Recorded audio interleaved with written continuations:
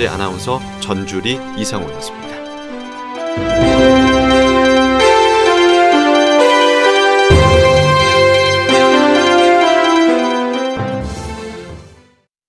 지금 시각 7시 20분입니다. KBS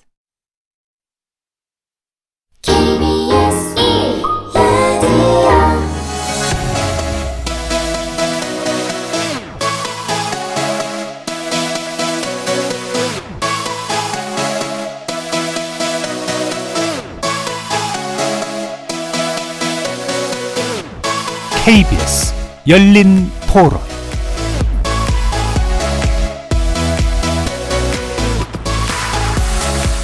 안녕하십니까. KBS 열린 토론 정준희입니다.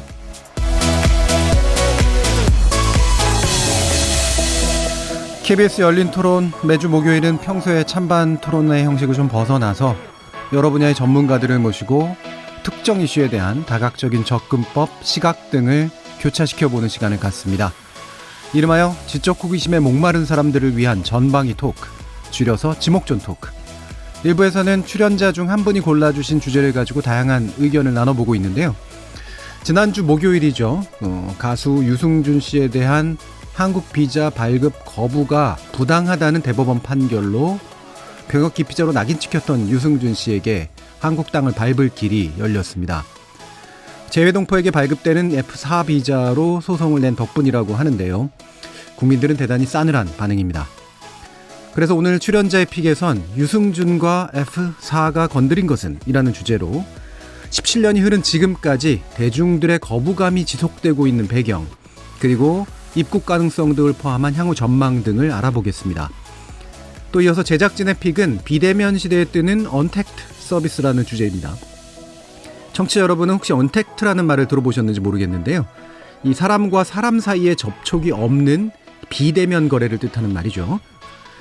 최근에 인건비 절감 필요라든가 대면 접촉으로 인한 감정 소비를 피하고 싶어하는 현대적 추세가 또 맞물리면서 이른바 언택트 서비스가 신소비 트렌드로 부상하고 있습니다. 출연자들과 함께 자세히 얘기 나눠보겠습니다. KBS 열린 토론은 여러분들과 함께 만듭니다. 청취자분들도 지목전 토크 함께 하시면서 오늘 주제에 관련해 여러 의견 보내주시기 바랍니다. 토론에 참여해 주실 수 있는 방법 안내해 드리겠는데요. 문자로 참여하실 분은 샵 9730 누르시고 의견 남겨주시면 됩니다. 단문은 50원, 장문은 100원에 정보 이용료가 붙습니다. KBS 모바일 콩, 트위터 계정 KBS 오픈을 통해서도 무료로 참여하실 수 있습니다. 청취자 여러분이 KBS 열린 토론의 주인공입니다. 청취자 여러분의 열띤 참여 부탁드리겠습니다. KBS 열린 토론 지금부터 출발하겠습니다.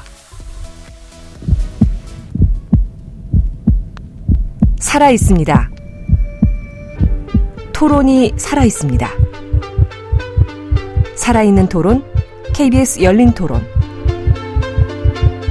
토론은 라디오가 진짜입니다.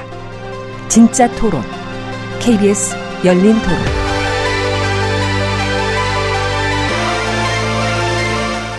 오늘 함께 해주실 분들 소개하겠습니다. 경제는 좌도 우도 없다. 참 좋은 경제연구소 이인철 소장님 나오셨습니다. 안녕하세요. 이인철입니다. 문화비평가 이태광 경희대 교수 나오셨습니다. 네, 반갑습니다. 이태광입니다. 그리고 나라를 걱정하는 과학자 이종필 건국대 교수 나오셨습니다. 안녕하세요. 이종필입니다. 규정을 거부한다. 한국 여성 변호사의 손정혜 이사 나오셨습니다. 안녕하세요. 손정혜입니다.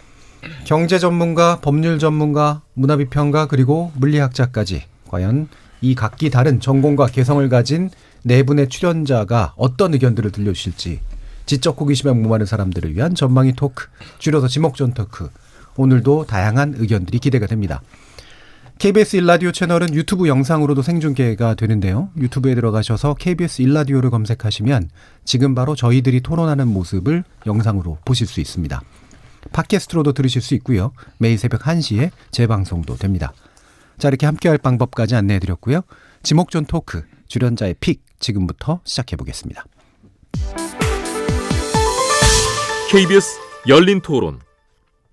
유승준, 그러니까 그 스티븐 유 씨 사실 법적으로는 뭐 문제가 없을 수는 있는데 이제 신청한다고 해서 다 받아주는 것도 아니고 될 것 같진 않아요. 들어온다고 해도 사실상 한국에서 그분이 방송활동도 쉽지 않을 거라고 생각해서 응어리가 되게 오랜 기간 동안 쌓여온 유승준이라는 사람이 들어온다 손치더라도 연예인으로서 대중에 다가가기는 힘들지 않을까. 출입국 관리 사무소에서 전과 동일하게 뭐 이렇게 입국 거부를 할 수 있는 부분이 있으니까 사회 정의가 있다면은 정의가 실현되지 않을까. 군대를 갔다 온 남자로서는 이해하기 힘들었지만 그것도 어차피 본인 선택이고 이 정도 시간이 지나서 지금은 괜찮다고 생각돼요. 가수로서 다시 활동하는 거 뭐 그것도 본인 자유니까 괜찮을 것 같은데요. 거짓말하고 미국 가서 국적 바꾼다는 거는 불쾌감을 준 거 아닙니까? 법원에 뭐 그렇게 판결을 내렸다고 해갖고 국민들의 감정이 쏟아지나면 그건 아니거든요. 국민들의 정서라든지 감정이라든지 이런 부분은 상관없이 법만 가지고 논리만 가지고 해석을 한 것 같고요. 굳이 한국에 들어오고 싶으면은 뭐 외국인으로서 관광 비자로 들어오면 되지 재외국민 비자를 신청하려고 하는지 저는 이유를 모르겠고 비자를 주면 안 되고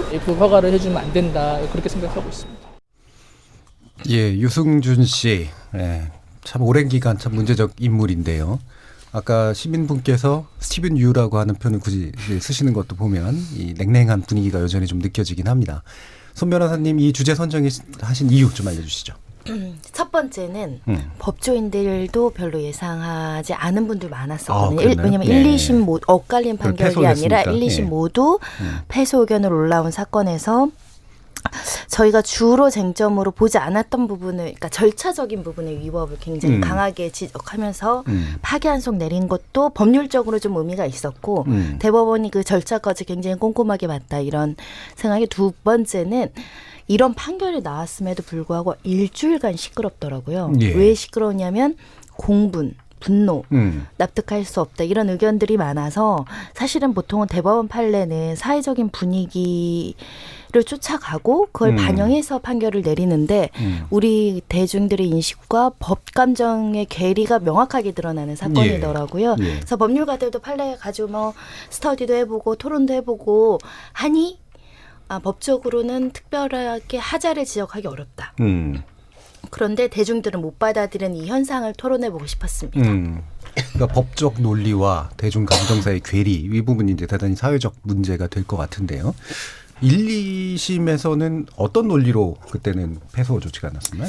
1, 2심에서는 우리 출입국관리법에 따르면 대한민국에 해를 끼칠 수 있는 부분, 그렇죠. 공익을 해칠 수 있는 부분은 입국을 거부할 수 있다. 예. 그래서 이 비자 발급 행위 자체는 재량 범위라고 해서 기속적 행위, 재량적 행위 이렇게 법률 용어인데요. 기속적은 법조항에 해야 한다. 네. 이거고요. 재량 행위는 할 수 있다. 그렇죠. 이거는 굉장히 재량 범위가 풍부한 영역인데 이 영역에 들어오면 할 수 있고 안 할 수도 있고 이거는 우리 사회 공익에 해를 끼친다. 사회에 부정적 영향을 준다. 그러면 거부할 수 있는 거죠. 예. 1, 2심은 이를 이유로 병역 기피 현상이 강화될 수 있고 우리 그 군병들의 사기가 저하될 우려가 있다고 해서 비자 발급을 거부한 것은 적법하다라고 했습니다. 그럼 이제 대법원의 그 논리는 어떤가요? 대법원에서는 첫 번째는 이 LA 총영사관이 재량권을 행사하지 않았다는 거예요. 예. 제가 아까 말한 재량행위잖아요. 재량권을 행사해야 되는데 아예 재량행위 자체가 없었다는 거죠. 그 법무부에서 내린 입국금지 결정이 있어서 그대로 그것 때문에 우리는 할 수 없다. 근데 사실은 본인이 재량권을 행사했어야 됨에도 불구하고 재량권이 불행사됐다라는 거고요. 예.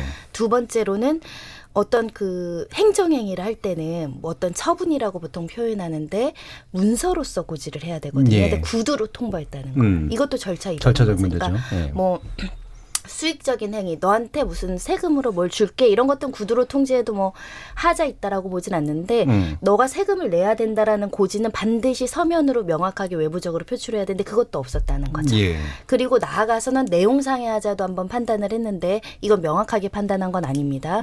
내용상의 하자 중에는 재해동포법에 따르면 만 38세, 지금 만 41세로 바뀌었지만 유승준 씨 같은 경우는 만 38세를 기준으로 병역 기피 목적으로 외국으로 갔다고 하더라도 38세면 풀어줘야 된다. 이런 법조항이 있어요. 예. 이런 걸 근거로 했을 때 이 사람의 입국을 거부한다거나 비자 발급을 거부할 때에는 비례의 원칙과 평등의 원칙에 맞게 신중하게 제한을 해야 된다. 이런 표현을 썼더라고요. 예. 이 말은 결국 절차적 위법으로 파기환송 보냈지만 사실상 내용을 들어보면 17년간 비자 발급을 거부하고 이런 거는 조금 비례 원칙이 위반된다. 평등의 원칙이라는 건 유승준 씨 같이 병역 기피 목적으로 외국 가신 분들 많죠. 네. 근데 그분들 그럼 17년 동안 못 들어오냐 다들. 안 그렇다는 거죠. 그게 평등의 원칙이죠. 예. 법은 뭐 연예인이라고 하더라도 일반인이라고 하더라도 동등하게 규정을 해야 되니까 이런 설시들이 있더라고요. 예. 자, 그러면 여러분들은 어떠세요? 기본적으로 예전부터도 이제 이런 그 유승준 씨의 입국을 거부하는 조치가 좀 너무 치졸하다 이런 식의 얘기를 하시는 분들도 있었고 너무 통쾌하다라고 얘기하시는 분들도 있었고 이제 그랬는데 일단 지금 상황 뭐 아무래도 이제 감정이 여러 가지로 이제 섞여 있는 것 같은데요. 현재의 약간 냉랭한 감정 또는 뭐 기타의 것들 어떤 게 있다고 보시는지요? 일단 지금까지 보면요, 이제 지금 약간 말씀하신 것처럼 이제 법적인 어떤 그런 판단과 국민 일반이라고 이제 부를 수 있는 청취자들 포함해서 이제 그런 감정들이 있는 것 같아요. 그런데 이제 전반적으로 과거에는 연예인들의 사생활 존중이라든가 연예인들의 어떤 인격으로서의 어떤 그런 권리 같은 것을 존중해야 된다 이런 어떤 경향들이 많이 있었습니다. 그런데 최근에 와서 상당히 분위기가 바뀌었죠. 연예인들 자체를 대하는 분위기가 많이 바뀌었어요. 예. 그러니까 이제 연예인들을 실질적으로 공인으로 보는 분위기가 많이 생겼고 최근에 이제 그 지금 한일 무역 규제 때문에 이제 여러 가지 뭐 일본과 관련된 불매 운동이 지금 벌어지고 있는데 여기에서도 과거 같으면 사실 뭐 그런 걸 사는 게 크게 문제가 되지 않느냐라는 어떤 입장들이 많이 있을 건데 연예인들이 이제 뭐 일본 제품을 산다든가 이랬을 때 과거보다 더 비난의 강도가 굉장히 높아졌거든요. 예. 그거는 뭐 한국이 갑자기 민족주의 감정이 강해져서 그렇다기보다는 연예인들에 대해서 그 기대를 거는 방식들이 더 이제 높아진 거죠. 예. 그래서 공인으로서 연예인을 바라본 관점이 많이 생겼는데 이제 유승준 씨 같은 케이스 과거 같으면 그래도 이제 그런 목소리들 너무 심한 거 아니냐라는 말도 이제 어느 정도 설득력이 있었지만 점점 더 사회적 분위기가 연예인들을 공인으로 바라보는 관점이 더 강화되면은 예. 이제 병무청 측에서 이야기하는 그런 게 훨씬 더 설득력을 갖게 되는 거죠. 들어왔을 경우 공익을 해치는 거 아니냐 이런 생각을 하게 되는 것이고요. 그래서 오히려 지금 유승준 씨한테 불리한 상황이 지금 벌어지고 있는 거죠. 그냥 비록 이제 법적 판정은 그렇게 내려졌지만 오히려 사회적 분위기는 더 이제 연예인들을 공인으로 바라보는 관점이 강화된 그런 변화가 있었다라고 생각을 할 수 있을 것 같아요. 예. 그렇죠. 연예인들이 일종의 이제 롤모델이랄까요? 뭐 그렇죠. 뭔가 역할의 어떤 한 부분은 굉장히 크게 차지하는 거로 비춰지는 현상 같은 거 분명히 점점 더 강화되는 것 같은데 지금 보니까 그 국민청원이 이 닷새 만에 그러니까 유승준 씨 재입국 금지 청원을 한 게 닷새 만에 20만 명의 동의를 얻었다고 해요. 이게 고의정 사건보다도 빨랐다고.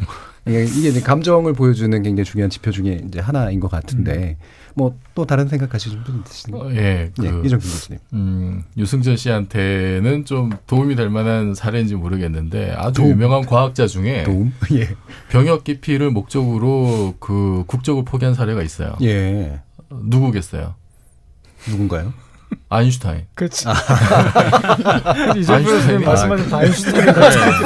절반은 아인슈타인. 누구나 다 아는 사람이니까 물어봤겠죠. 예. 참 아인슈타인은 1896년에 예. 이제 만 17세 되던 해. 예. 요때 이제 재수해서 그 취리 공대 입학하던 해입니다. 요때 이제 독일 국적이었는데 군대 가기 싫다고 국적 포기해요. 그래서 무국격자로 한 5, 6년 삽니다. 그러다가 그 1901년에 그때 이제 스위스 국적을 취득을 해요. 그 스위스 국적 취득 거기서도 이제 스위스에서도 군에 가야 되니까 이제 신체 검사를 받았는데 평발, 정맥류 이걸로 또 면제가 돼요. 예.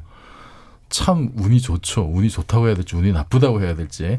어쨌든 아인슈타인이 그런 사례가 있습니다. 근데 저는 그 유승준 씨가 그 군대 안 가겠다고 그렇게 이제 선언했던 때가 2002년이었는데요. 그때 제가 그 30 넘어서까지 전문 연구 요원으로 복무하고 있었어요. 아, 그때 당시에. 네. 그 병역 특례 제도가 이제 전문 연구위원 같은 경우에 박사 수료 후 5년이었거든요. 그러니까 꽤 긴 기간이죠. 이제 수료 기간이 보통 2년이니까 그렇죠. 예. 사실상 한 7년 정도 되는 기간인데. 그때 또 많이들 했던 것 같아요. 네. 뭐 그렇긴 해도 기간이 길긴 해도 저는 참 사회에서 큰 혜택을 받은 걸로 상당히 고맙게 생각하고 있는데 그때 한참 이제 복무 중일 때 이 사건이 터져가지고 어쨌든 복무 중인 입장에서 굉장히 일단 좀 화가 나죠. 예. 예. 근데 저는 특혜를 받고 복무하는 상황에서도 화가 났는데 이제 현역병이거나 아니면 이제 똑같이 이제 공익근무 판정받았잖아요. 공익으로 복무하고 있는 사람들은 굉장히 그 허탈감, 좌절감, 뭐 배신감 이런 게 엄청나지 않았을까. 예. 특히 이제 이분이 그 입대 전에 여러 가지 뭐 이제 했던 발언이나 뭐 이제 이런 행적들이 또 있잖아요. 예. 그것 때문에 어떤 국민적 배신감이 좀 굉장히 컸다. 이거는 법률적으로 이 사람이 합법적이나 불법적인 이런 걸 떠나서 법으로 커버가 되지 않는 어떤 그런 정서 받아들이지 못하는. 근데 그게 아직도 해소가 안 된 것 같아요. 예. 그래서 유승준 씨가 이 부분을 해소하기 위한 노력을 정말로 반성한다면 그런 노력을 얼마나 기울였느냐까지도 사람들이 지금 평가하는 게 아닌가 싶습니다. 예. 그때 이제 기억 한번 해보면 사실은 굉장히 모범적인 아마 그 여대인으로서 모범적인 어떤 이미지를 만들어낸 대표적인 바른생활 사나이였죠, 인물이었잖아요. 완전히. 그거를 정확하게 부정하는 실제로 병역 기피적 행동들을 한 건 분명히 맞는 것 같아서 이제 나는 시민권까지 땄으니까 이제 미국명 스티브 유라고 불릴 수밖에 없는 근데 이때 행동이 이제 범법적이냐 아니냐 어떻게 판단하세요, 손정희 변호사님? 범법은 아니죠. 예. 왜냐하면 본인이 어찌됐든 한국 국적 상실하고 시민권 취득하면서 자연스럽게 병역을 이행하지 않은 거는 본인이 선택할 수 있는 거니까 그걸 가지고 불법이고 범죄라고 이야기할 수 있는 부분은 아니고 다만 대중들에게 여러 번 군대를 가겠다고 했음에도 불구하고 가지 않은 부분. 그 부분이 이제 문제될 뿐입니다. 예. 그래서 법률적으로 병역법을 위반하거나 이런 건 없어요. 지금도 우리나라 국적이었다가 이 나이쯤 돼서 외국 국적 취득하거나 아예 이 병역 기피 목적으로 출산이나 이런 것들을 외국에서 해서 그 시민권을 받아와서 사회적인 문제가 될 정도이니까요. 그래서 이런 일은 왕왕 있다. 왕왕 있다. 그래서 재해동포법이 그런 조항을 뒀을 정도로 기준을 세워주기 위해서 그 나이를 38세, 41세로 변경하고 있는 상황이라면 우리 사회에 사실은 군대라는 군대 의무 복무라는 제도에서 나오는 현상 중에 또 하나이기도 하고 주로 또 이렇게 외국 시민권을 갖는 분들이 경제적으로 조금 우월적인 부분이 있는 부분이다 보니 국민들 입장에서는 대법원은 평등의 원칙을 이야기했지만 그 평등이라는 건 같이 병역 기피를 한 사람들 내에서의 평등을 말하는 거잖아요. 근데 우리 국민들은 어떤 평등의 원칙을 말하냐면 성실하게 어떠한 기피, 회피 노력 없이 그냥 법에 주어진 대로 간 청년들과의 평등을 외치고 있는 거죠. 그러니까 이제 사실 이제 지금은 이제 스티브 유인데요, 그죠? 왜냐하면 이제 유승준이라는 이름은 설대성 쓰지 않으니까. 그렇죠. 뭐 오셔서 다시 유승준이라는 이름을 쓸지는 모르겠지만 어쨌든 스티브 유입니다. 근데 사실 그때 과거를 한번 이렇게 복귀해 보시면 상당히 좀 이제 문제적인 행동을 하셨죠. 왜냐하면 특혜를 많이 받았어요 이미. 그러니까 이제 실제 현역도 아니었고 현역으로 갈 수 있는 체력과 그런 그게 일단 1차적으로 컸었죠. 소유하고 있었음에도 불구하고 그 허리 디스크 있지 않았어요? 수술 받았다고 했지만 그 판정 받고 그 다음날 바로 공연을 했단 말이에요. 그러니까 말이 이제 놀라는 거죠. 그래서 사실 지금 같았으면 유튜브에 올라가가지고 사실 더 많이 두드려 맞을 수 있죠. 그때는 뭐 그나마 영상이 없어가지고 다행인데. 근데 어쨌든 그 특혜를 많이 받았습니다. 그리고 2002년 1월인가 그 해외 공연을 이유로 허가증 받아가지고 나갔잖아요. 사실은 영장이 발부되면은 나갈 수가 없어요. 그런데 그것도 역시 병무청이 특혜를 줘가지고 내보낸 것이고. 그래서 병무청도 사실은 이제 이 스티브 유를 좀 이용하고 싶었던 게 있죠. 왜냐하면 그 당시 분위기가 이제 연예인들이 다 병역 기피하고 이런 문제가 있었기 때문에 만약에 이제 유승준 씨가 가게 되면 굉장히 병무청으로도 상당히 하나의 홍보 효과를 달성할 수 있게 특혜를 많이 주게 된 겁니다. 그런데 이분이 이제 가셔서 사실 이제 어떻게 보면 배신을 한 거잖아요.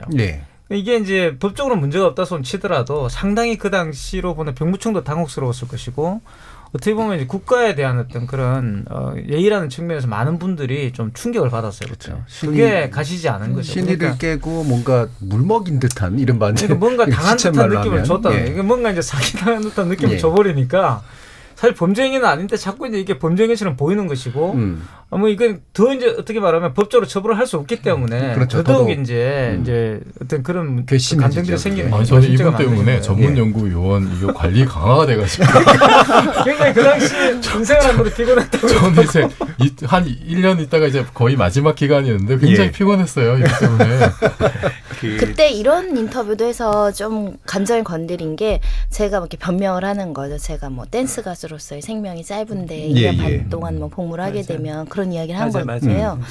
근데 그게 이제 본인 내재적 관점에서 맞는 말인데 그러면 젊을 때 공부하거나 일해야 되는 사람들 가 있잖아요. 그러니까 그에 대한 감정에 대한 공감이 없이 본인 변명만 하다 보니까 또 국민들이 용서를 못하는 거죠. 거기에 대한 병무청의 또 답도 있었습니다. 공연을 하도록 해주겠다고 했어요.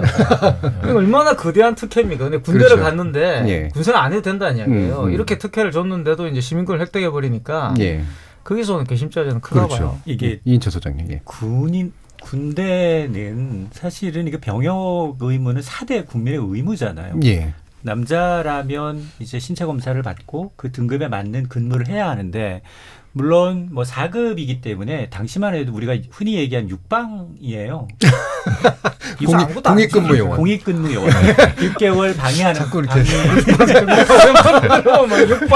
오랜만에 들어보는. 저희 삼촌들이 연식을 보여주는데. 그러니까 당시에 뭐 계속해서 이제 육군의 정상적인 30개월에서 단계적으로 좀 낮아져도 6개월 방위는 사실은 굉장히 특혜죠. 그것도 그렇죠. 사실은. 어마어마한 특혜죠. 그리고 이제 당시 앞서 이제 손정희 변호사가 얘기했지만 셀럽이잖아요. 셀럽이기 때문에 굉장히 이제 어떤 뭐 연예인이 한 얘기의 경우에는 굉장히 신뢰를 하고 저 사람도 국적을 포기하고 다시 이제 와서 해병대 가겠다라는 얘기를 할 정도면 매년 보니까 이게 한 3천여 명이 넘는 사람이 국적을 포기한다고 합니다. 뭐 여러 가지 이유가 있겠죠. 그 뭐 병역 기피도 있겠습니다. 뭐 학업을 이유로도 있을 수 있고 여러 가지 이유가 있겠지만 그럼에도 불구하고 유승진 씨, 스티브 유의 경우는 굉장히 상징성이 좀 있었고 앞서 뭐 특혜도 좋다라고 얘기를 했지만 병무청이든 국방부든 홍보대사를 위촉할 수 있을 만큼 굉장히 상징적인 인물이었기 때문에 그 사람의 말이 신뢰성이 있었던 거고 그럼에도 불구하고 당시 2002년이었나요? 미국 시민권 해외에서 이제 일본에서 거쳐서 미국 가서 시민권을 취득 절차를 밟으면서 한 얘기를 좀 들여다보면 입대하면 30이 되고 댄스 가수로서의 생명이 끝난다. 그래서 미국에 있는 가족과 오랜 고민 끝에 군대를 가지 않기로 결정했다. 오랜 고민은 그 전에 한 걸까요? 그러면 그런 말을 하니까 자 이건 뭐지? 정말 필요 없을 때는 국가도 버리고 지금 필요하니까 국가를 다시 찾는 뭐 이런 이 굉장히 병역 이제 이 군필자의 경우에는 이건 뭘까? 나는 괜히 뭐 저러지 못해서 안 했나? 이런 이제 자괴감이 들 수밖에 없는 그런 상황인 거죠. 지금 보니까 F4 비자, F5 비자라고도 하죠. 이 재외동포 비자를 가지고 이제 소송이 이제 일어나는 형태인데 이게 이제 어떻게 이게 관련이 되는 그러니까 건가요? F4는 우리 사회에서 가장 많이 보는 우리 재외동포 특히 중국 동포들이 F4 비자로 들어와서 이제 일하시고 근무하시자 의료보험 혜택도 받으시고 그러니까 관광 비자를 선택할 수 있음에도 불구하고 왜 F4 비자를 발급 요청을 했느냐 그 부분과 관련해서 이 스티브 유 측에서는 관광 비자는 안 나올 것 같아서요라고 얘기했지만 오히려 관광 비자를 쓰면은 이런 사회적 논란이 더 줄었을 겁니다. F4를 요청해서 국민들이 조금 더 그 말의 신뢰도를 떨어뜨리는 게 경제활동을 할 수 있는 비자잖아요.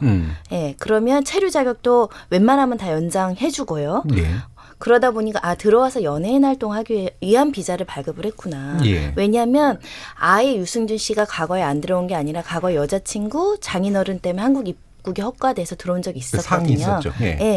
그래서 그런 경위를 비춰왔을 때 아들이랑 한국 땅을 받고 싶어서 이런 소송을 제기했다라고 인터뷰는 했지만 실질적으로 관광 비자는 나올 수 있었던 상황이죠. 근데 지금 병무청에서 극도로 조금 싫어한다라고 표현하면 와서 대중들한테 연애활동하면서 경제활동하는 거는 공익을 해친다고 보는 건데 그래서 하필 왜 또 F4냐 이런 이제 논란이 있는 거죠. 그렇죠. 이게 이제 뭐 재외동포법이 이제 규정하고 있는 건데 보통의 외국인과 다르게 취급해 준다라는 이제 그런 컨셉이잖아요. 그러니까 뭐 선거권 뭐 이런 것들에서 제약되는 거 외에 그럼 실제로 연애 활동도 가능한 거죠, 이 비전은. 그렇죠. 예. 와서 소득을 올리거나 이런 부분에 대해서 전면적으로 허용되어 있다라고 보시면 될 것 같습니다. 예. 그래서 또 이제 여러 가지 의혹들도 나왔는데 심지어는 이제 탈세 목적이라는 얘기도 나왔어요. 인천 소장님 이건 무슨 얘기죠? 맞습니다. 이렇게 왜 이제 십몇 년이 지난 이후에 부득불 이렇게 한국 국적을 되찾으려고 애를 쓰느냐. 그 이면에는 뭐 미국의 이중과세를 회피하기 위한 목적이 아니냐라는 얘기예요. 지금 어쨌든 스티브 유라는 미국 시민권자이기 때문에 지금 유승준 씨가 그동안은 주로 이제 중화권 그리고 아시아권에서 활동을 했어요. 근데 누적 수익이 꽤 많다고 합니다. 100억 원대 그렇죠. 넘는 예. 이제 이 수익을 챙겼는데 이게 만에 하나 이제 미국의 이제 시민권자이기 때문에 당연히 이제 해외 금융 계좌 신고법을 따라야 합니다. 그 보면 외국 계좌를 통틀어서 이제 5만 달러가 이상일 경우에 신고 의무가 있는데 만에 하나 지금 이 자신이 이제 한국 국적을 취득하게 되면 사실 미국에 세금 낼 이유는 없거든요. 예. 중국에만 내면 되고요. 그래서 이런 것들이 보면 지금 미국과 중국 양쪽에 모두 다 세금을 내야 되는 이 그런 절세 측면에서 계속해서 이 트라이하고 있는 게 아니냐. 왜냐하면 그 이전부터 자기가 했던 얘기에 대해서 계속 신뢰성을 잃다 보니까 예. 이런 이제 의혹이 제기가 되고 있는 겁니다. 그러면 이 이후 법적 절차는 아직은 좀 이렇게 뚜렷해 보이진 않는데요. 어떻게 이게 좀 예상하시나요? 혼선이 예. 있는 게 그럼 이 대법원 파기환송이 입국 허가해줘라 이런 내용이 그러니까, 아니에요. 그러니까 예. 비자 발급을 거부한 게 정당하냐 아니냐 그렇죠. 이 판단이고 결국은 비자 발급이 나와도 법무부에서 입국금지 결정을 강력하게 추진하 못 들어오는 거죠. 두 가지 절차가 있다는 거죠. 비자를 발급할 것이냐 들어오게 입국금지에 대해서 풀어줄 것이냐. 근데 입국금지 결정은 판단하지 않은 거예요. 예. 비자 발급만 판단했고 비자 발급 절차에 위법이 있었고 예. 내용도 만약에 이런 것들을 따질 때 이런 걸 지키라 이런 대법원 판례이기 때문에 재량권 불행사에 대한 절차 위법이 지적됐잖아요. 예. 그럼 또다시 영사관에서 절차 다 지키겠다. 그리고 재해동포법에는 38세가 되면 입국을 허가하되 또 다시 안전보장, 뭐 공익 이런 것들을 해치면 거부할 수 있다 이렇게 되어 있거든요. 예. 내가 이 대법원 취지대로 재량권을 다시 행사해봤더니 그래도 우리는 비자를 줄 수 없어 이렇게 해도 무방한 거죠. 현재로서는. 그래서 예. 파기환송심에서 결정 나는 것까지 확정되는 걸 봐야 되고 확정에 대해서 위법하다는 취지라도 본인이 다시 재량권 행사해서 거부할 수도 있다. 이거는 향후에 이제 우리가 어떻게 정의될 것이라고 단언하기 어렵고요. 현재 병무청하고 법무부는 입국금지 권한은 법무부한테 있는데 법무부는 여전히 입국금지 결정은 유효하다는 거예요. 비자가 발급이 돼도 들어올 때 우리가 공항에서 막으면 못 온다는 거죠. 현재로서는. 예. 그런데 이제 사회적인 분위기가 바뀌고 이런 취지의 대법원 판례가 와서 사회적으로 조금 더 열리게 되면 그러면 또 입국금지 결정은 없어질 수도 있는 거예요. 그래서 예. 이게 향후 몇 년 안에 이 파기환송심 나오자마자 유승준 씨가 국내에 입국해서 활동할 것이라고 단정짓기 어려운 상황이에요.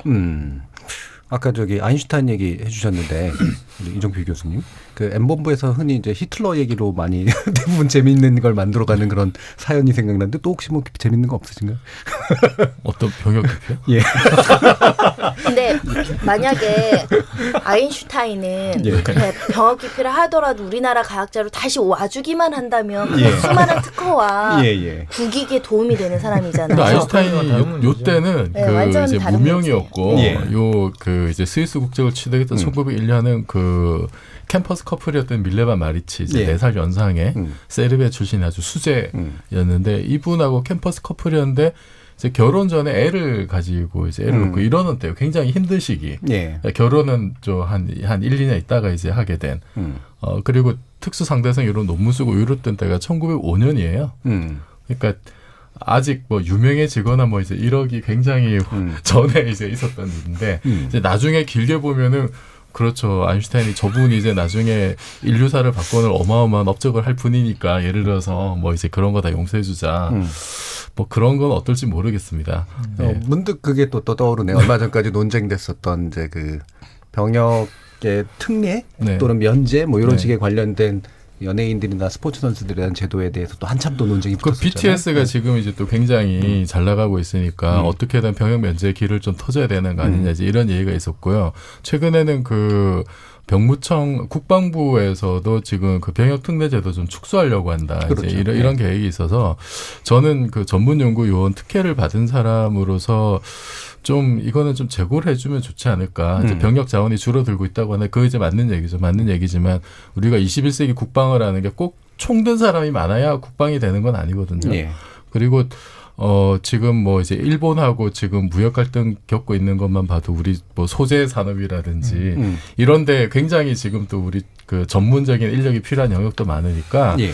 이런 거 좀 이번 기회에 좀 조금 더 효율적인 방법으로 좀 다른 방식의 좀 넓은 개념의 국방을 좀 생각해 주셨으면 어떨까 그 말씀으로 동의하지만 네. 이게 공평하게 기회가 가야 돼요. 산업 특례가 있어요. 있지만 보면 산업 특례 특혜자들 보게 되면 전부 다 굉장히 VIP급들 있는지 자식들이 대물림하는 경우가 되게 많아서 그러니까 투명하게 할 필요는 있어요. 그래서 또 사례가 저기 싸이가 VIP셨나봐요. 시험 운빨이 저는 되게 좋았던 거고 그 관련해서 사실 싸이가 이제 그런 케이스였잖아요. 2번이나 간. 네. 그러니까 너무 억울하잖아. 싸이는 세계적 스타인데 2번이나 가고. 그게 사실은 그래서 스티브 유 사건이 있고 난 이후에 저도 이제 그 전문 연구용 관리가 굉장히 타이트해졌고 그 다음에 이걸 계기로 연예인들이 그렇게 막 온갖 꼼수를 써서 이제 그 병역을 빠지거나 이런 게 아니라 병역을 이행하는 것이 뭔가 하나의 마케팅이 되는 그런 시대로 바뀌었던 것 같아요. 확실히 분위기는 좀 바뀐 것 같아요. 결과만 놓고 보면 어쨌든 그거는 좀 좋은 방향으로 한 게 아닌가 싶은 생각이 들더라고요. 오히려 이 문제보다 더 심각한 사회학은 별도로 있는데 우리가 너무 이 문제를 병역 기피에 거대 악처럼 다루는 게 문제라고 지적하시는 분이 있어요. 예.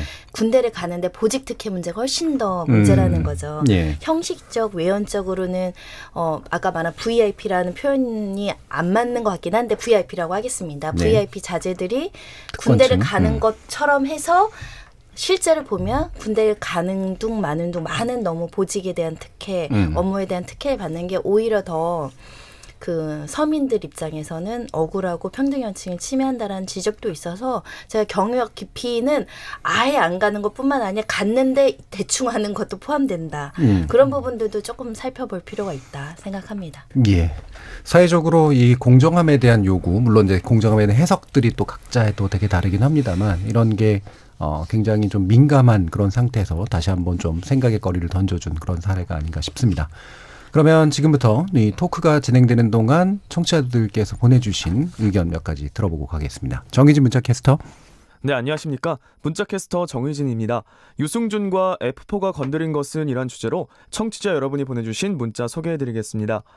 네, 먼저 콩 아이디 김종무님.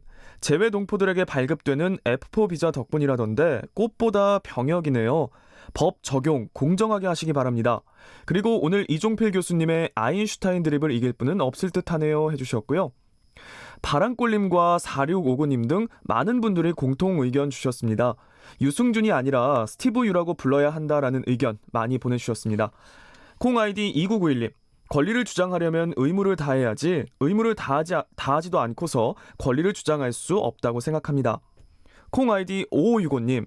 유승준은 일반 절도범과 달리 전 국민을 상대로 한 사기범이고 국민에 대한 배신자입니다.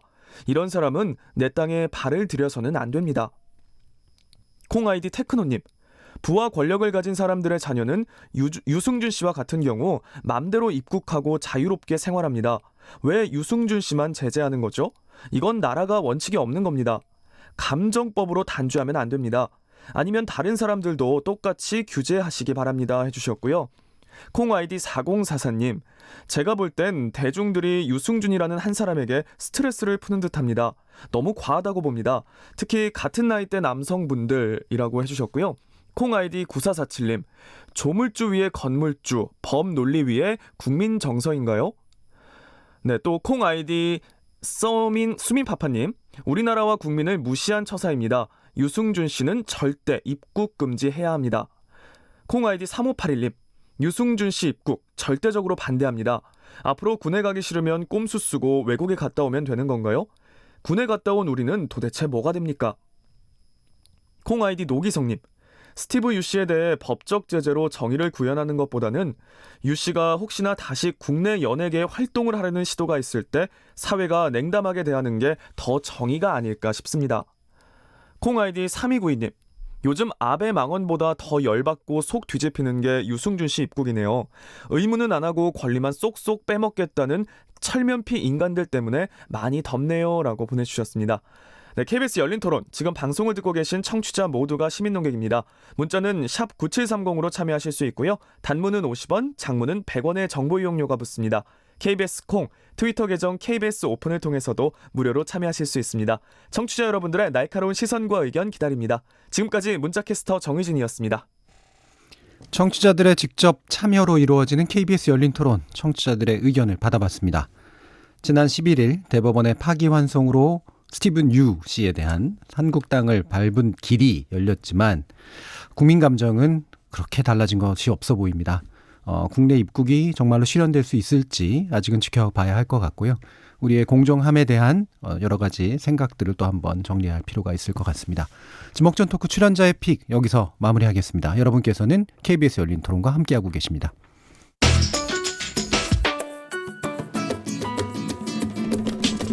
묻는다, 듣는다, 통한다. KBS 열린 토론. 듣고 계신 청취자 여러분 감사드립니다. 들으면서 답답한 부분은 없으신가요? 궁금한 점은요? 그렇다면 함께 토론에 참여하시죠. 유료 문자 샵 9730을 이용하시면 됩니다. 단문은 50원, 장문은 100원의 정보 이용료가 있습니다. 스마트폰 어플리케이션 KBS 모바일 콩을 통해서도 무료로 참여하실 수 있습니다. KBS 열린 토론은 언제나 열려 있습니다. 듣고 계신 KBS 열린 토론은 매일 밤 1시에 재방송됩니다. 주문하실 제품을 선택해 주세요. 결제가 완료되었습니다. 영수증을 받아가세요. 무인 계산기. 빨리 할 수 있는 것 같아서 딱히 핸드폰 만지는 것처럼 만지는 거니까 뭐 어려움은 없었는데. 네, 무인카드로. 이제 또 한두 번 하다 보면 익숙해지지 않을까요? 당황했어요 처음엔. 근데 이제 코앞이 시킬 때 이렇게 물어봐가면 하니까 되고 편하고, 예, 시대 흐름에 적응 안 할 수는 없지만 걱정되는 면이 있어요. 고용 창출이 안 돼서 문제다 이 얘기죠. 사람하고 이렇게 마주치는 그런 게 별로 이제 점점 작아지고 삭막해질 것 같아요. 생활하기 좀 편하게 이렇게 만들기는 했는데 좀 불편한 점도 있고 하긴 하지만 그래도 요즘 시대가 좀 시대인 만큼 괜찮지 않을까 싶은데요. 감기 걸려서 말로 주문하기 어려울 때 클릭해서 하면 되니까 말 안 해도 되고, 어르신들 쓰기 어려운 게 제일 단점이고, 화면 터치 이런 거 불편해하시고 네. 글씨 작고 이러면 안 보이고. 그 약간 커스터마이즈라고 하잖아요. 개인별로 막 토마토 따로 빼주세요 막 이런 거 따로 말하기 어려운데 무인 계산기로 하면은 선택이 원활하니까 이용자 입장에선 편하죠. 자, 그럼 두 번째 지목전 토크 시작해보죠. 지적 호기심에 목마른 사람들을 위한 전방위 토크. 두 번째 그 제작진이 이제 선택해 주신 주제는 비대면 시대에 뜨는 언택트 서비스입니다. 참 좋은 경제연구소 이인철 소장, 문화비평가 이태광 경희대 교수, 물리학자이신 이종필 건국대 상호교양대 교수, 그리고 한국 여성변호사회 이사이신 손정혜 변호사 네 분과 함께하고 있습니다. 자, 이 언택트 저는 뭐 영어를 이렇게 막 자꾸 그냥 쓰는 건 별로 안 좋아하긴 하는데요. 이 심지어 이 영어조차 아직 사전에는 없는 그런 신조어라고 하나요? 모르겠습니다. 이게 적어도 이제 한국어에서 이 언택트라는 말을 쓰게 되면 이렇게 무슨 말인가 싶은 이제 그런 상황이 아닐까 싶은데요. 여러분들은 요런 그 개념들을 쓰는 분위기를 좀 보셨나요? 비대면? 네, 비대면 서비스라고 이제 하는 서비스죠. 비대면 서비스인데. 예. 이게 요즘 되게 늘었더라고요. 많이 늘고 있죠. 왜냐면 일반 조만한 커피숍에 계산기가 이런 걸로 바뀌고 있더라고요. 어떤 커피숍에 로봇 커피숍이 있어요. 예. 로봇이 직접 이렇게 바리스타 역할을 해준다고. 근데 작년에 제가 영국에 갔는데 영국의 런던, 다른 데는 잘 모르겠고 런던은 거의 모든 슈퍼가 이 언택트 무인 계산대 또 채택했더라고요. 그러니까 사람은 한 명 딱 있고 나머지 다 이런 식의 무인 계산대를 만들었더라고요. 그래서 일단 편하긴 편해요. 그러니까 영어를 쓸 필요가 없으니까. 또 다른 이유가 있군요. 예. 영어를 읽을 수 있어야 되잖아요. 뭐 그냥 훨씬 편하니까. 그림이 나오니까. 예. 근데 저는 아직 익숙하지 않아서 예. 편하시다고 다들 그러시잖아요. 근데 어렵던데 왜냐면은 저는 이렇게 까다로운 주문, 그러니까 뭐 여러 가지 디테일하게 주문하는 게 아니라 대충 뭐 시키는 편이어서 이렇게 뭘 되게 여러 번 누르게 돼요. 무인 계산대를 뭐 어떤 음식을 고를 때도.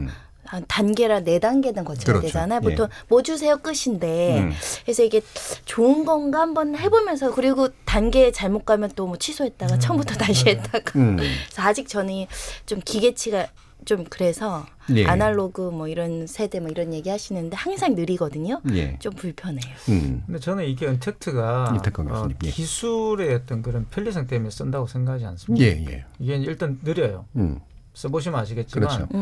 예를 들어서 맥도날드 같은 데 가셔가지고 주문을 한다. 그 직접 이제 대면 주문을 하는 것보다 훨씬 느립니다. 훨씬 느리죠. 근데 왜 그걸 갖다 놨느냐? 뭐 그건 여러 가지 이유가 있겠죠. 그런데 이제 일단 사용자 입장에서 당연히 이제 인건비를 줄일 수 있으니까 하는 거겠지만 그러면 왜 그 구매자들이 가서 그걸 주로 쓰느냐 그러면 사실 감정 노동을 하기 싫기 때문에 그렇다는 거예요. 그러니까 지금 어떤 시대의 특징이 감정 노동에 대한 아주 그런 알레르기 반응들이 있거든요. 그러니까 이제 내가 만나서 어쨌든 매장에서 그 상대방을 상대해야 된다는 것, 그리고 직접적으로 감정적인 어떤 대응을 해야 된다는 것에서 굉장히 피로감을 느끼는 사회가 됐고, 오히려 이제 그런 감정 노동을 하지 않는 것에서 어떤 편안함을 느끼는 이제 그런 분위기가 만들어졌다고 볼 수가 있는 거죠. 근데 이거 도입하면은 저는 이제 그 패스트푸드점 가면 이게 있길래 굉장히 깜짝 놀랐어요. 메뉴도 상당히 다양하고 뭔가를 많이 선택을 해야 돼요, 제가. 그래서 완전 바보가 된 적이 있거든요. 아, 내가 이제 드디어 아재가 됐구나. 드디어. 이거를 이제 처음 도입할 때 이제 그런 뭐 이제 기사를 보니까 이게 그 점심시간 때 사람이 너무 많이 몰려서 줄도 오래 서야 되고 그거를 줄이기 위해서 기계를 이제 여러 개 갖다 대면 아무래도 도움이 되겠죠. 근데 줄이 더 길어지는 것 같은데. 그래서 앞에서 저같이 버벅대는 사람이 있으면 길이 더 그러니까요. 뒤에서 눈치 주고. 근데 이제 여러 대가 있으면 좀 완화가 될 것 같고 또 하나는 이게 이제 그 정확하게 이게 또 기록으로 디지털 기록으로 남으니까 또 거기서 오는 이점도 분명히 있긴 있을 거예요. 뭔가 데이터 수집이 일어난다거나 그죠? 그렇다고 이게 이제 뭐 대수가 뭐 아주 많아지고 그런 뭐 오작동이나 이런 게 많이 개선되지 않는 이상 뭐 시간이 획기적으로 빨라진다거나 뭐 이제 그럴 것 같지는 않은데 저는 이게 약간 좀 과도기라고 보거든요. 그래서 요게 좀 더 뭐 인터페이스가 더 좋아진다든지 뭐 음성 인식까지 다 되고 뭐 그렇게 되면은 정말로 좀 획기적인 어떤 그런 시대가 뭐 머지않아 도래하지 않을까 저는 그렇게 생각해요. 이 아까 이제 감정 노동 또 이제 감정 소비 관련된 언급을 이태강 교수님께서 해주셨는데 이게 상황에 따라도 좀 다른 것 같아요. 예를 들면 그냥 사람하고 얘기해서 하는 게 더 편하다고 생각되는 어떤 포인트도 있고, 이를테면 이제 뭐 스타벅스 같은 데서 하는 사이렌 오더라든가 뭐 흔히 말하는 이제 그 배달 앱들 이런 거 쓸 땐 전 전화 거는 걸 되게 싫어하기 때문에 그런 거는 이제 선택하기도 훨씬 편하고 그래서 그걸 더 쓰게 되는 경우도 있고. 이 상황에 따라서도 좀 다른 것 같은데 어떠세요? 근데 그게 연령대별로도 좀 차이가 있는 것 같아요. 그러니까 이런 이제 프랜차이즈 매장에 가보면 대부분 이제 키오스크 앞에 서 있는 사람들은 보면 대부분 20, 30대 젊은 사람들이 주로 많이 서 있고 대면 작업하는 데는 좀 나이 드신 분들이 다 있어요. 왜냐하면 늦으면 뒤에서 굉장히 따갑거든요. 그럼요. 실수하고 다시 하고 그러면 그러니까 이제 저 같은 경우도 그러는데 그러니까 근데 공통점이 뭐냐? 20, 30대는 전부 다 이어폰을 끼고 있어. 이어폰을 끼고 있어서 그것도 되게 중요한 포인트네요. 주위하고는 소통을 안 해요. 그렇죠. 이 사람들은 휴대폰 보듯이 그냥 탁탁탁 해서 그거는 오히려 더 빨라요. 그런 사람들을 보면. 그러니까 이게 비대면이 굉장히 이제 개인적으로 1인 가구도 늘어나고 점차 나 혼자 대화가 그러니까 자기는 음악 들으면서 음악하고 지금 교감을 하고 있지 전혀 앞에 있는 사람하고 주문하고 있는 거 신경을 안 쓰는 거예요. 내가 원하는 거, 내가 원하는 메뉴, 내가 원하는 소스 이것만 신경 쓰고 있기 때문에 그 사람들한테는 그게 당연한 거예요. 근데 우리 조금 나이 드신 분들은 야 이게 지금 이게 한 번 잘못 누르면 손가락이 굵어서 잘못 누르면 또 한 번 다시 뒤로 가야 되고 그럼에도 불구하고 뒤에서는 계속 이제 뭐 이렇게 조금씩 굉장히 따가운 눈초를 받고 그러면 다 더 안 되거든요. 굉장히 진실하게 느껴지시네요. 본인이 당연없이. 근데 문제는 뭐냐? 이런 프랜차이즈가 거의 10개 가운데 6개가 이런 키오스크를 다 이제 해서 보급을 해서 대중화되고 있다는 거예요. 그러니까 이걸 따라가지 않으면 안 되는 거죠. 그렇죠. 그게 또 훈련이 일어나죠. 네. 그러다 보니까 지금 뭐 당장 카페나 아니면 이런 이제 편의점이나 무인 편의점도 있으니까 뭐 이런 마트나 무인 계산대나 이런 것들은 굉장히 그나마 좀 나은데 처음으로 경험한 것들을 가보면 다 한 번씩은 시행착오를 겪어야 되는 그리고 특히 나이 드신 분들한테는 옆에서 누가 설명을 해주면 좋은데 얘기를 안 해줘요. 글씨가 안 보이신데요. 어떻게 그거는. 그러니까 은행 같은 데 가면 은행 같은 데 가면 사실은 이런 이제 있거든요. 안경이 돋보기가 있어요.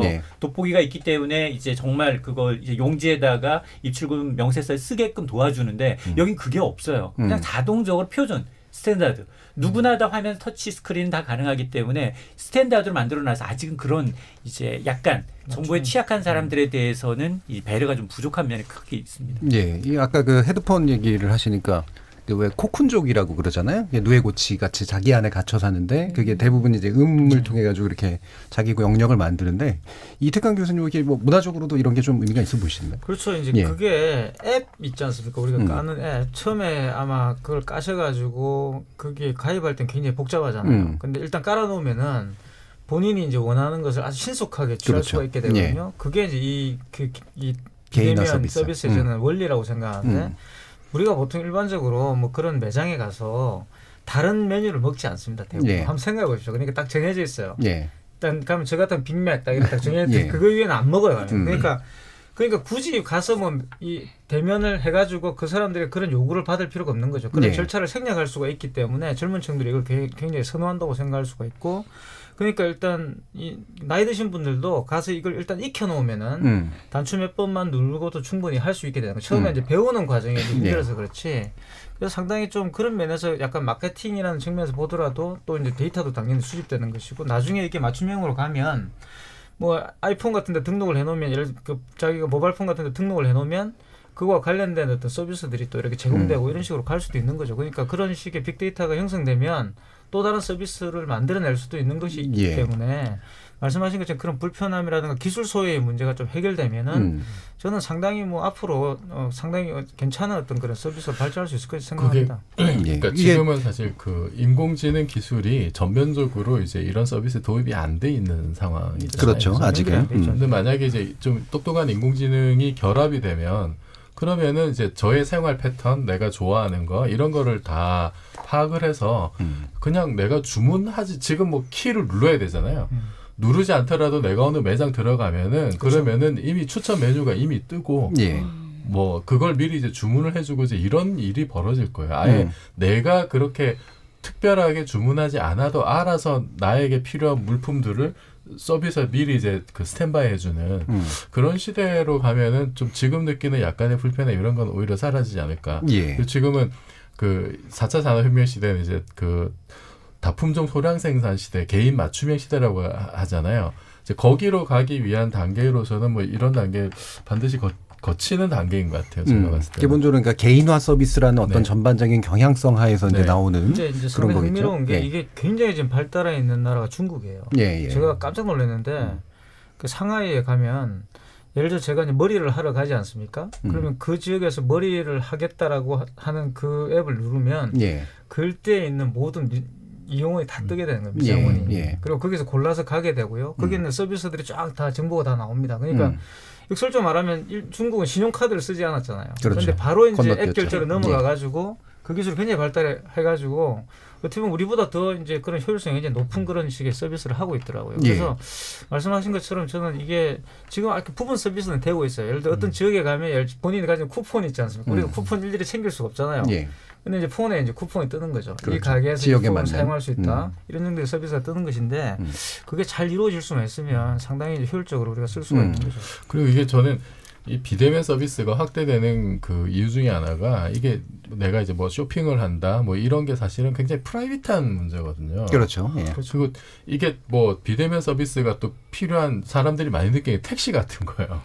사람들이 굉장히 이제 그 불편하잖아요. 이게 나만의 공간에 있고 싶은데 이제 기사님이 이제 좀 불필요하게 너무 말을 많이 그런 경우 많죠. 특히 정치적 논쟁하는 경우 많고. 좀 피하고 싶고 혼자 있고 요거도 사실은 그 중에 하나고 그래서 기사가 있지만 타다 같은 서비스가 그 각광을 받는 게 일종의 어느 정도 비대면 서비스를 지금 실현하고 있는 그래서 각각 맞는 게 있고 저는 예를 들어서 뭐 마트에 갔는데 직원분이 이렇게 좀 친절하게 해주겠다 설명을 하러 다가오는 되게 경우인데 부담스럽죠. 굉장히 저는 부담스럽거든요. 또 하나는 이런 게 있어요. 은행에 갔는데 청원 경찰분, 청원 경찰분이 저한테 이제 그 물어봐요. 어떤 업무로 오셨습니까? 네. 저를 은행 강도 보듯이. 누구의 잘못일까요? 제 잘못이긴 한데. 내가 지금 내가 지금 은행을 별로 안 남아 이런 생각이 들거든요. 그렇게 세트 디스. 네. 그분 혹시 총을 쥐고 있지는 않아요? 총을 이제 허리춤으로 하면서. 그런데 이제 그분은 본인의 업무를 열심히 하고 서비스를 많이 해주려고 하시는 거긴 한데 저는 두 번 얘기해야 되잖아요. 그분한테도 얘기를 해야 되고 참고 다시 또 얘기를 해야 되니까 그게 너무 이제 좀 귀찮고 또 이제 그 이렇게 큰 소리로 고객님 무슨 업무로 오셨습니까? 이러면은 사람들이 다 이제 저 시선이 저한테 또 집중이 돼요. 그런 게 너무 부담스럽더라고요.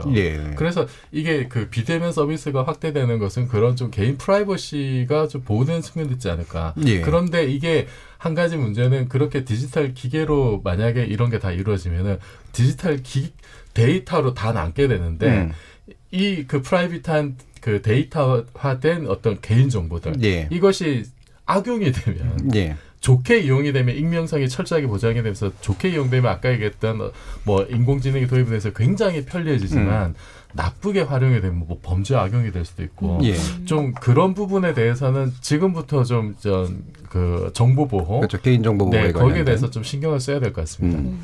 아까 말씀하신 거 보니까 화장품 회사에서 이런 비대면 서비스로 아예 직원이 없는 거죠. 그리고 이 회사에서 했던 시도가 화장품 가게 딱 들어가면 뭐 찾으러 오셨어요. 옷가게도 마찬가지죠. 이거를 하지 말자고 정책을 세웠더니 오히려 매출이 늘더라는 거죠. 충분히 그럴 것 같아요. 근데 사실 어떤 사람들 급해서 이거 사고 싶은데 또 그걸 물어봐 주기를 원하는 사람도 있고 난 살맘 없이 그냥 구경하고 싶었던 사람은 뭐 사실 거예요? 물어보면 부담스러워서 확 나가버리고 근데 실제로 비대면으로 직원들이 쫓아다니면서 이렇게 서비스를 하지 않았더니 매출이 늘었다는 거죠. 그 공간을 자유로운 공간으로 인식을 한 거예요. 거기 바구니에 이렇게 적어놨다 그러죠. 자유로운 공간으로 그냥 내가 언제든지 구경해도 되고 사지 않아도 되고 이것도 발라보고 저것도 발라보고 직원들의 어떤 눈길 없이 하니까 매출이 오르는 부분이 있다. 이거는 굉장히 확대될 것 같아요. 지금 한 10년 동안 이 비대면 키오스크 사업이 4배가 증가되었다라고 하니 앞으로는 기하급수적으로 늘을 것 같습니다.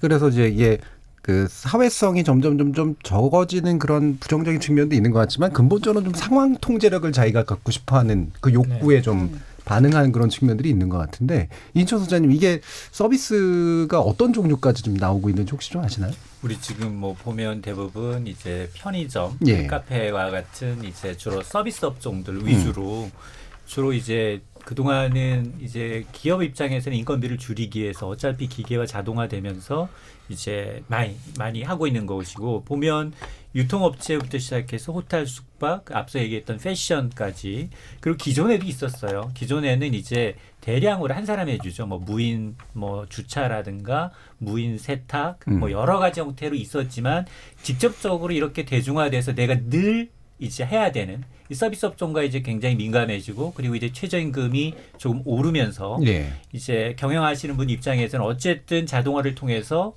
이제 뭔가 인건비를 좀 줄여야 되는 부담이 있다 보니까 이게 급속도로 확대되고 있고 말씀하신 것처럼 최근 몇 년 새 4-5배 이상 커진 거 맞습니다. 근데 저는 이게 좋기도 하고 한편으로는 이 가야 될 방향이라는 건 분명히 맞지만 이런데 늘 문제가 되는 게 이거예요.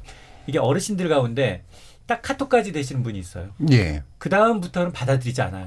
가르쳐줘도 그 다음엔 매일 가르쳐드려도 그 다음부터 나는 못해요. 원래 기술 혁신의 거부자들이 늘 있잖아요. 그러니까 그 경계 때문에 그러니까 저는 예를 들어서 누가 한 사람이 옆에서 아빠 얘기해서 뭐 옷 사러 갔는데 졸졸 따라다니면서까지는 아니어도 적어도 이 키오스크 앞에서 쩔쩔매시는 할아버지 할머니가 있다면 한 번 정도는 누가 와서 이게 이러해서 가르쳐드릴 수 있는 그런 서비스가 조금 돼야 되는데 아직은 그냥 맡겨요. 전부 다 이게 거기에서는 다 똑같은 이제 고객이고 그러다 보니까 그런데 시간을 뺏기지 않기 위해서 만약에 기계도 놓고 사람도 놓으면 똑같이 이 인건비는 배가 들기 때문에 그런 부분의 배려는 좀 필요해 보이는 것 같아요.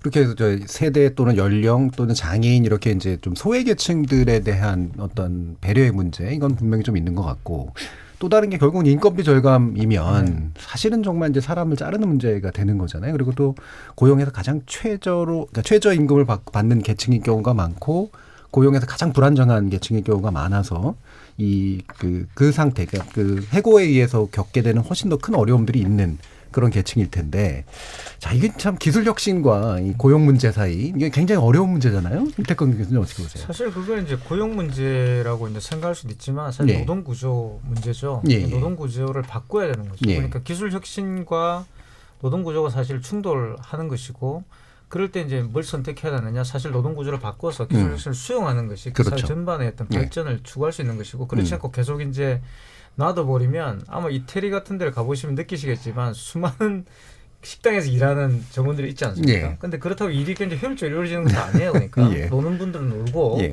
굉장히 비효율적입니다. 그러니까 그런 어떤 그 노동 구조들을 효율적으로 바꾸는 것들은 저는 필수적이고 그것은 당연히 국가가 책임져야 되는 것이고요. 그래서 뭐 재교육이나 이런 과정을 지금 사실 많은 그런 마트나 이런 데 일하시는 분들이 사실은 이 경력 단절되신 분들이 많이 있어요. 그렇죠. 그런 분들이 사실 마트에 가서 일하기보다는 다른 곳에 가셔가지고 기존에 있던 그런 경력들을 계속 이어서 활용할 수 있는 방법이 좋지 않습니까? 그러니까 영국 같은 경우는 그런 분들이 뭐 예를 들어서 뭐 보건소 매니저로 오신다든가 이런 게 있더라고요. 훨씬 더 이제 관리적으로 가서 거기에서 어떤 그런 조직의 어떤 효율성을 높이는 방향으로 이렇게 재고용이 이루어지는 사례가 많이 보였는데 우리도 그런 식으로 재교육을 거쳐서 갈 수 있는 거예요. 오히려 저는 이거예요. 노동을 줄이는 것들은 우리에게 여가가 많이 생기는 거기 때문에 근본적으로 좋은 일이죠. 지향을 해야 되는 겁니다. 그리고 거기서 여가를 즐길 수 있는 다른 방법들이 들어와야 되는 거죠. 뭐 복지라든가 이런 게 들어와 가지고 여가를 즐기고, 그리고 많은 노동들은 사실은 기계가 대체하고 이게 사실 행복한 사회죠. 그런 사회로 가야 된다고 저는 생각을 하고, 거기에서 노동 구조를 바꾸자. 이게 저는 핵심적인 부분인 것 같아요. 이걸 자꾸 이제 뭐 고용 문제 이렇게 가버리면 사실 최저임금 받는다고 행복한 게 아니에요. 사실 더 많은 임금을 받아야 되는 것이고 또 노동의 질을 높여야 되는 것, 삶의 어떤 가치를 높여야 되는 것이기 때문에 그 방향으로 사회가 발전해 갈 수 있도록 새로운 어떤 생각들을 만들어야 되지 않을까 생각이 들어요. 이게 이제 그 구조를 유지하면 결국은 러다이트 운동의 이제 재판이 되는 거라 그건 아니죠. 기계 파괴적인 행태로 나가는 건 별로 좋은 건 아닌 것 같고요. 저는 그 이제 이 키오스크 같은 게 확대가 된 게 이게 결국은 또 최저임금 때문에 이게 뭐 그렇게 엮어가지고 얘기가 나올 것 같아서 최저임금이 오르니까 뭐 이거 찾아보니까 이게 이제 본격적으로 업체에 확대되기 시작한 게 2015년, 2016년이더라고요. 그러니까 지금처럼 민감하게 최저임금이 정말로 가장 핫한 이슈가 되고 엄청난 공방이 있고 이러기 전에 이미, 그리고 이게 또 뭐 아까 말씀드렸듯이 기본 취지는 사람이 많이 몰릴 때 좀 이렇게 효율적으로 하자, 이제 이런 취지로 도입을 했다고 그래요. 물론 지금은 뭐 최저임금 문제하고 또 연동이 어떻게든 될 수밖에 없겠습니다만, 이게 그 사실은 그 아까 이태권 교수님 말씀하셨듯이 이게 감정 노동자들의 여러 가지 열악한 환경을 또 우리가 많이 듣잖아요.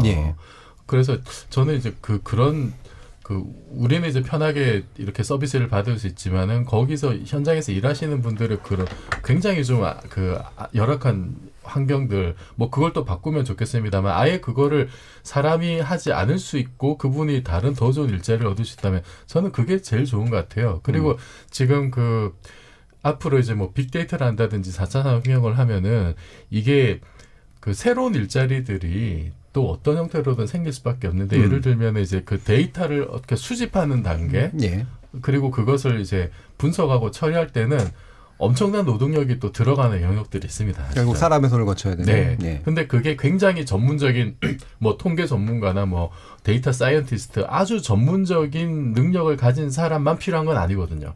그런 사람들도 필요하지만 정말로 좀 그거보다는 조금 더 대중적으로 할 수 있는 어떤 그런 일자리들도 사실 마음먹기에 따라서는 또 많이 또 생길 여지가 있어요. 새로운 어떤 산업이 태동을 하면서 지금은 과도기이기 때문에 사실은 좀 이렇게 매끄럽지 않은 부분들이 있을 수 있는데, 그래서 저는 뭐 정부나 이런 데서 좀 그런 부분에 좀 집중을 해서 어떻게 하면은 이렇게 전환되는 직종들의 좀 새로운 어떤 일자리를 하고 연계를 시킬 수 있는지 거기에 좀 신경을 좀 많이 썼으면 좋겠어요.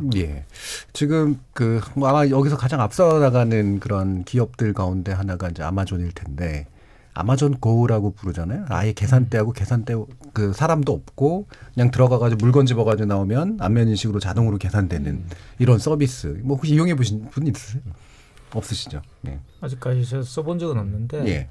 이야기 많이 들었습니다. 그러니까 그게 이제 일단 말씀하신 것처럼 두 가지가 있는 거죠. 하나는 내가 가서 이제 어떤 그런 내 구매 내용 자체를 이제 그분과 상대, 특히 미국 같은 경우는 아마 경험해 보셨겠지만 식당이나 이런 데 가면 굉장히 말을 많이 붙이잖아요. 그렇죠. 말 엄청 시키죠. 예. 제 같은 경우 익숙해가 사실 뭐 음식 이름도 잘 모르는데 예. 와가지고 뭐 음식에 대해 설명하고 이러면 설명하고 굉장히 부담스럽더라고요. 그러니까 예. 아니, 그 팁 달라는 소리기도 하고 그렇죠. 뭐 팁도 줘야 되고 예. 막 이러니까 그리고 또 뭐 모르는 사람끼리 인사하고 막 명함 건네고 막 이러는데 약간 좀 희한했어요. 근데 아마 미국 내에도 그런 분위기를 싫어하는 분들이 있지 않았을까. 그래서 아마 이런 서비스가 나온 것 같고요. 특히 이민자들 같은 경우도 아마 상당히 부담스러울 거예요. 그러니까 예, 그 예. 미국의 주류 문화인데 또 그런 데 가서 그런 식의 디너를 즐기면서 또 이렇게 사교를 하는 게 또 나름대로 어떤 문화지만 그게 또 그 익숙하지 않은 분들에게는 상당히 부담스러웠을 것 같고 이제 그런 부분들이 있기 때문에 이런 서비스가 나오는 것 같아요. 그래서 저는 결정적으로는 이겁니다. 그러니까 감정노동 말씀하셨는데 이 감정노동자들이 심리적인 트라우마를 굉장히 많이 겪어요. 네. 근데 거기에 관련된 어떤 여러 가지 서비스나 이런 것들이 이루어지지 않는다고 했을 때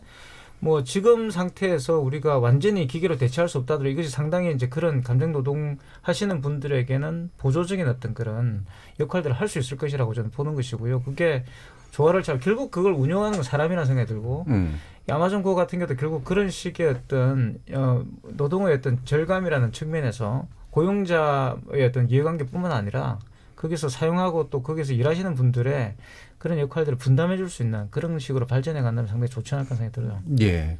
실제로 이제 아마존이 여기에 대해서 이제 무인화 시대에 대비해서 상당히 큰 돈을 출연해서 2025년까지 직원의 3분의 1, 약 10만 명을 이제 재훈련해가지고 딴 데 이제 취업할 수 있도록 해주는 그런 조치를 취하고 있다는 거 보니까 그렇죠? 아마존이 욕도 많이 먹지만 또 나름의 또 대비도 하고 있는 것 같고 그렇습니다.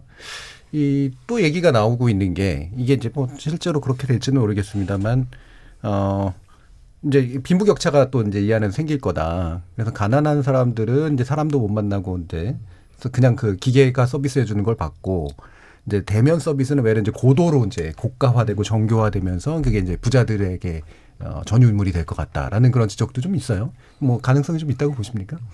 식당, 레스토랑은 그럴 수 있겠죠. 네. 이제 주문하는 것과 이렇게 좀 고급적으로 취향을 존중하면서 디테일하게 아무래도, 여러 가지 그렇죠. 기계 없는 것을 주문을 하고자 하는 사람들이 있거든요. 예. 실제로 이런 그 무인 계산대가 환불은 어떻게 하냐 뭐 이런 애매한 문제들 있잖아요. 예. 그런 거에 들어가면 여전히 그 사람의 섬세한 그 서비스를 받고자 하는 욕구는 있을 수 있는데 그러다 보면 결국은 사람이 있다는 건 인건비의 증가 그러면 제품이 고가되는 거죠. 그러다 보니까 이게 또 빈부격차 시대에 누군가는 기계로 말하고 누군가는 사람이랑 말할 수 있다. 이런데 근데 그런 염려는 또 크지 않을 것 같아요. 왜냐하면은 네 그거는 본인이 선택 가능할 수 있고 사이파이 네. 같아요. 그죠? 아니 저는 그 지금 기계가 이렇게 많이 되지 않는 상황에서도 은행 가면 정말로 그 통장 잔고가 몇십억 되는 분들은 예. 가면은 지점장님 나와서 굳이 또 인사하고 그 특별 룸에 가서 차 마시면서 이렇게 온갖 서비스 다 받으시잖아요. 예. 저는 구경도 못 해봤거든요. 제 은행 잔고는 네, 굉장히 네. 예. 은행하고 뭔가 내가 좀 안 맞네. 그러니까 이제 똑같이 예, 지금 그 보통 사람들은 이렇게 대면 서비스를 받아도 예. 그렇게 VVIP가 받는 환대를 못 받습니다. 뭐 백화점 가도 마찬가지고요. 예. 뭐 이렇게 레스토랑에 가도 예를 들어서 아주 뭐 정말 셀럽이다 아니면 정말로 높은 사람이다 돈 많은 사람이다 그러면은 당장에 셰프가 와가지고 예. 이렇게 안내를 다 해주고 뭐 이러는 경우들도 있잖아요. 그렇죠. 보통 사람은 그런 서비스 못 받거든요. 이게 계층이 또 드러나는 부분이긴 해요. 예. 이미 이거는 그래서 기계가 많이 보급이 되느냐 안 되느냐의 문제가 아니라 기계가 없던 때에도 이미 이런 차별은 있는 거고 근데 문제는 그게 이제 사람의 차이가 아니라 사람과 기계의 차이가 되면은 그 어떤 차별감이 훨씬 더 클 수가 있는데 요거를 극복하기 위해서는 기계로 대체된 서비스의 만족감이 얼마나 되느냐 요걸로 저는 좀 커버가 될 것 같아요. 굳이 뭐 우리가 저같이 통장잔고 많이 없는 사람이 지점장에 나서 90대 인사하면 오히려 제가 부담스러워 갖긴 해요, 사실은. 예. 그런데 그냥 뭐 어떤 뭐 키오스크나 이런 기계로 하는 서비스가 저한테 충분한 만족감은 저는 그냥 제 볼일 보고 가면 되는 거니까. 예.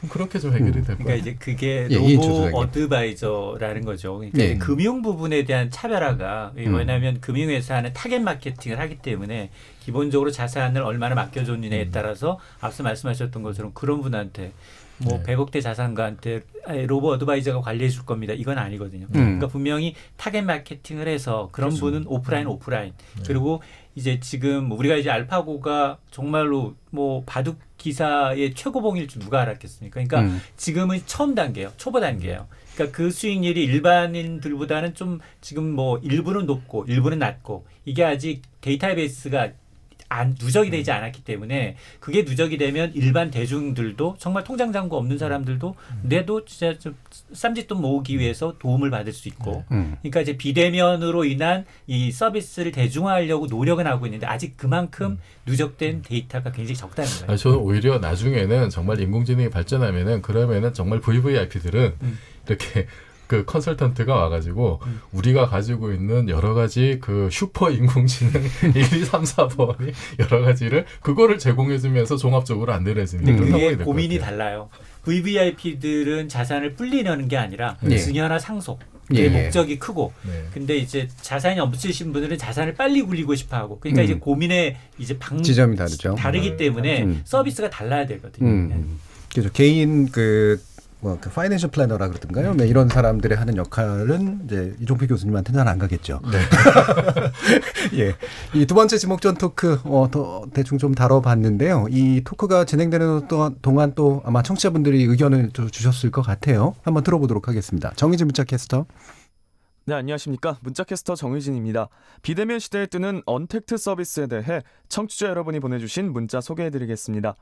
네, 먼저 유튜브로 의견 주신 탕탕이 낙지님. 오늘 분위기 좋네요. 회식하세요. 라고 보내주셨고요. 콩 아이디 리버님. 오늘의 갑은 이종필 교수님이네요. 아인슈타인에 이어 강도까지 드립이 나날이 발전하십니다. 라고 해주셨습니다. 콩 아이디 김경수님. 비대면의 중간 단계로 요즘은 현금을 안 받는 커피 매장이 많더라고요. 유튜브로 의견 주신 박하롤님. 비대면 매장의 경우 화장품 가게에서 점원들이 참견하지 말라는 표시가 된 장바구니를 들고 쇼핑하는 분들 많습니다. 좋은 것 같아요. 콩 아이디 3699님. 언택트를 통해 남는 시간을 활용하면 좋은 것 같습니다. 이제 노키드존과 도서실 카페 같은 건 흐름이고 트렌드인 듯 합니다. 콩 아이디 3726님.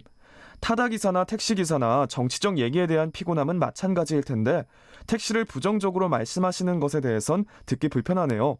좀 중립적으로 말하셨으면 합니다. 콩 아이디 바람바람님.